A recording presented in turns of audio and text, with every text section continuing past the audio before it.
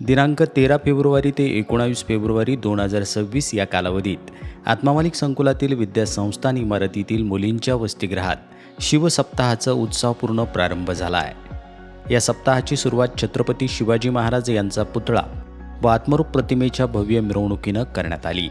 शोभायात्रेत मुलींनी ढोल ताशा लेझिम व झांज पथकाच्या तालावर वातावरण दणाणून सोडले, तर मुलांनी टाळ व पखवाज वाजवून कार्यक्रमाची शोभा वाढवली। संपूर्ण परिसर जय शिवराय या घोषणांनी दुमदुमून गेला। शिवजयंतीपूर्वी सलग 6 दिवस शिवचरित्राचं पारायण केलं जातं आणि 7व्या दिवशी जन्मोत्सव साजरा करून सप्ताहाची सांगता करण्यात येते। अशी उपक्रमाची परंपरा असून यावर्षी त्याच उत्साहात आणि भक्तिभावानं कार्यक्रमाचं आयोजन करण्यात आलं आहे। या कार्यक्रमासाठी दामोदर विद्यासंस्थांच्या शिक्षिकांसह लीडी कोचेस यांनी विशेष परिश्रम घेतले। मुलींच्या वसतिगृह व्यवस्थापिका आदरणीय पटेल माई मॅडम व माननीय अध्यक्ष साहेब यांच्या मार्गदर्शनाखाली कार्यक्रमाची सुरुवात जल्लोषात झाली आहे।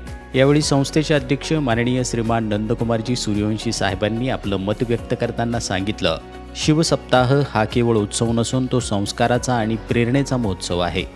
छत्रपती शिवाजी महाराज यांच्या आदर्शावर चालण्याची प्रेरणा विद्यार्थ्यांनी घ्यावी।